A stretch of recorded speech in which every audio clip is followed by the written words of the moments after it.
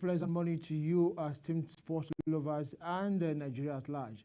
You are on to Talk Sports on Global Television, reaching you from Global Television and Relations. This we will see when we return from this brief time out. Stay jiggy.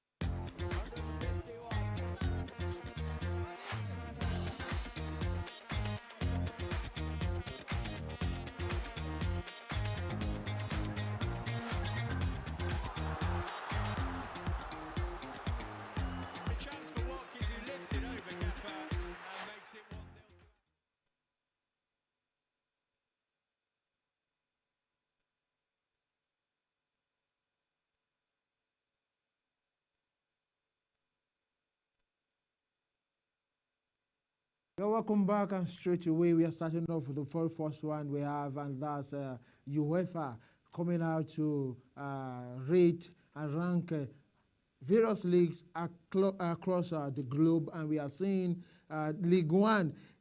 Popularly, most people will label the different leagues. They give them names, and League One is always the one that suffers the labeling, negative labeling at that the most. And right now, UEFA has come out to say something about this league, and UEFA has ranked English Premier League as number one globally, as the top best league across the world. And also we have the Italian Serie A coming in second position. And in third position, we have the German Bundesliga. Germany, the German league is third, with England first, and Italian Serie A second. We have German Bundesliga in the third position. And in the fourth position, we have the Spanish La Liga. This is somehow surprising and somehow shocking, looking at the coverage that the Spanish La Liga, they have, the picture quality and all that.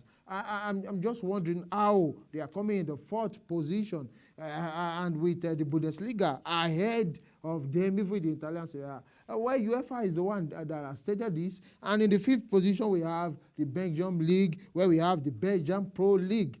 The Belgian Pro League is in the fifth position. In the sixth position, we have Eredivisie, and this is the league of the Netherlands. And in the seventh position, that's where League One is coming on board. And it will get to prove several persons right by saying the League One is the Farmers League, like they normally call it. And in the fifth, in the eighth position after League One, we have Portugal. Portugal is in the eighth position. The Portuguese league, which is the Primeira Liga, is in the eighth position. In the ninth position, we have the Turkish Super League. 10th position is occupied by Swiss Super League. These are the top 10 leagues right now, with the English Premier League at the number one spot, and the 10th spot, we have the Swiss Super League. Somehow dropping from the top 5 to be a part of the top, the bottom 5 is somehow for the League One, and it's really not telling. A league where we have the likes of Paris Saint-Germain, we have Lille, we have Montpellier, we have it's somehow. Or are we not capitalizing on Napoli because of the exploits of Napoli in the just concluded season? I believe this has helped. And by ranking, I'm not looking at the caliber. I believe UEFA is not looking at the caliber of players alone. They are not looking at the picture quality. They are not looking at just the coverage. I believe they are looking at all that. There are other metrics with which they are judging, and they are using the ranking players. We'll move away from there. We go to the next one. We move away from UEFA and the ranking of leagues. We go to the next one, and that's Novak Djokovic. Just yesterday, less than 24 hours ago, and we were here to discuss Novak Djokovic, and we saw him bending down at the court where he will be playing for the Wimbledon. And it was more like, because at the moment, for every tennis players we have on ground, Novak Djokovic is the one who understands the Wimbledon tournament better right now for every tennis players playing right now. And somehow he was anticipating a good start, and just yesterday he has kicked off to this good start very well. Novak Djokovic is unstoppable at the moment, returning to a court where he has not lost since 2013. 36-year-old Novak Djokovic continued his winning streak by thrashing 68th ranked Argentina's Pedro Cachin 6-3, 6-3, 7-6 to kick off his 8th Wimbledon title pursuit. This is his 8th appearance in Wimbledon Grand Slam tournament, and he's pursuing his 8th. Is possible for the past 4 outings he has won it, and right now is he going to make it a 5th Wimbledon trophy that will be added to his cabinet. We watch out for that, and defeating the Argentine Cachin yesterday.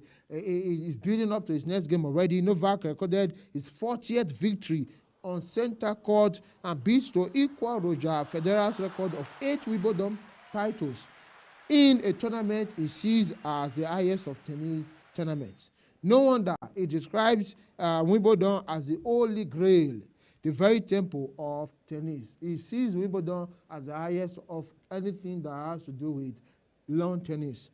The world number 2, who has already added the Australian and French Open trophies to his cabinet this year, grabbing his men's record 23rd major title in Paris earlier this year, seeks to win this year's Wimbledon tournament. And when he does win the tournament, if he does, I'm using the word when, if he does win the tournament, that will make him to equal Margaret Court's all-time singles mark of 24. At the moment, Novak is at 23.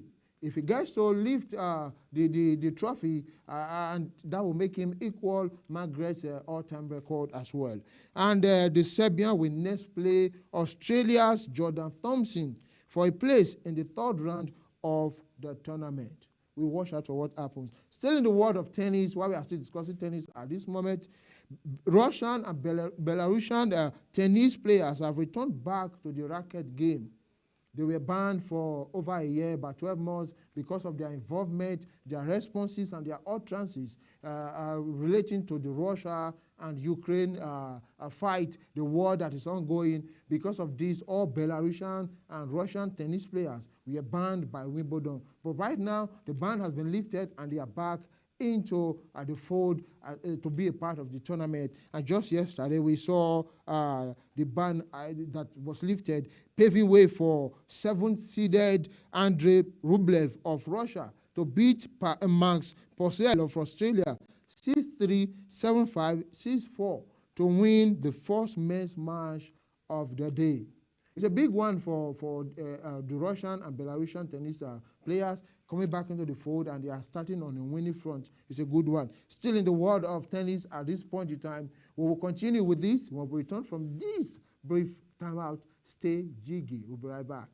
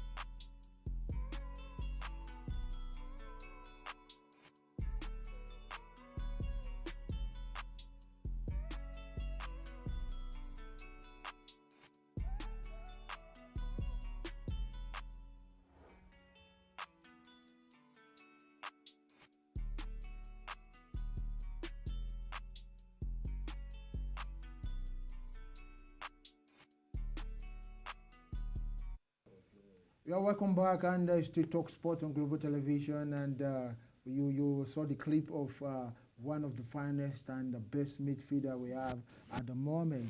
We will get back to that. Young band in the next few days may end up becoming the most expensive British player ever, if that gets to happen. We were discussing tennis before we went for the break. In the world of tennis, we got to see in the women's match and the ongoing Wimbledon tournament, current US and French Open champion Iga Swiatek. We saw her cruising past China's Zhu in a 6-1, 6-3 match, and attempts to go beyond the round of 16 in this year's Wimbledon. She has not gotten beyond the round of 16 ever, and now starting off on a very good front, beating Zhu.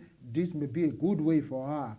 If she builds on what she has done now, it may be a very big one for her. And the big one still in the world of tennis, we saw 43-year-old Venus Williams kicked off her campaign on a losing note. She started off on a very a note she never expected in her 24th Wimbledon singles outing. This is the 24th appearance. At the moment, she's one of the most decorated, and this is the clip you are getting to see right now. And she's a 5-time champion when it comes to tennis, and we know that she's very good at it. Outing against 2019 semi-finalist Elina Svitolina on the center court, she lost to and we saw this ongoing. This lady who made a debut at Wimbledon in 1997. However, the crowd couldn't celebrating the 5-time Grand Slam champion. We go for a quick break. When we return, we continue with that.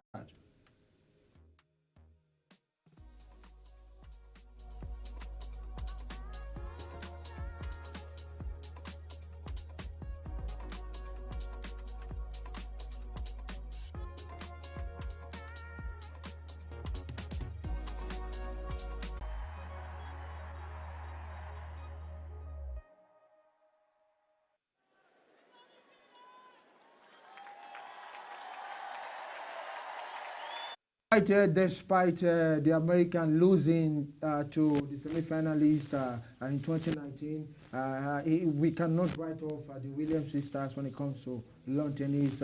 And the American who made her debut at Wimbledon in 1997 lost 4-6, 3-6 to Svitolina. However, the crowd couldn't just let her go like that, as they kept celebrating the 5-time Grand Slam champion, and that was the clip you saw just a moment ago.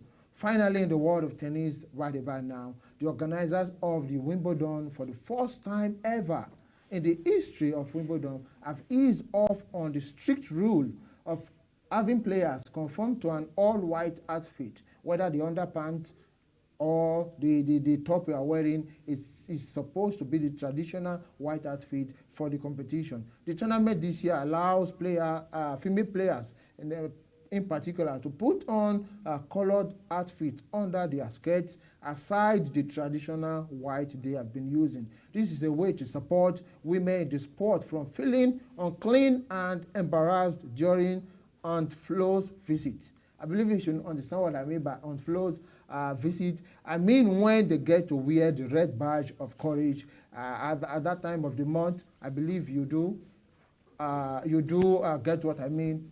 In the words of British tennis player. And I wore black shorts at the Eastbourne tournament, so it really helped me. This is a very good way, a good one from Wimbledon, if I must say, allowing female athletes in the world of tennis players to wear underpants that are not really white, the conventional white. It's a good one for Wimbledon and the tennis players. It allows them to be free when they are experiencing the monthly, you know what I mean, the monthly cycle, and it's a very good one, rather than having themselves stained. We move away from the world of tennis right by now, but before we do that, and the course of discussing Wimbledon, Iga Swiatek, and Venus Djokovic and all our guests walked in to be a part of the show with us this morning, and a privilege to make welcome to the show the person of Mr. Tunde. Tunde, you are highly welcome to the show. Thank you, sir. And we are kicking off straight away by starting off with Nigeria in the basketball. We saw the Afro-Can basketball. We saw Nigeria has been given the last wildcard slot at the FIBA Africa for the second edition of Afro-Can Basketball Championship, slated to hold in Angola's capital.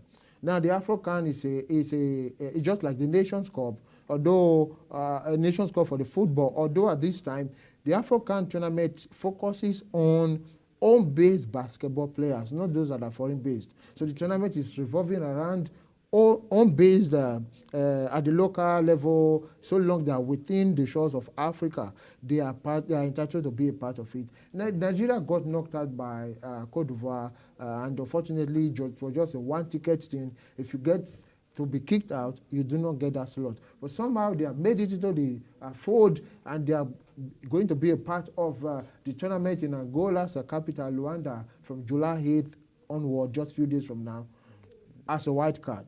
Do you see what in the world of, is this a good development for African basketball players, home-based basketball players? The big question to you now, Mr. Tunde, is it a good development for home-based players, African-based players, compared to those that are based abroad? Okay, well, I'm not current in basketball. I'm not current in basketball.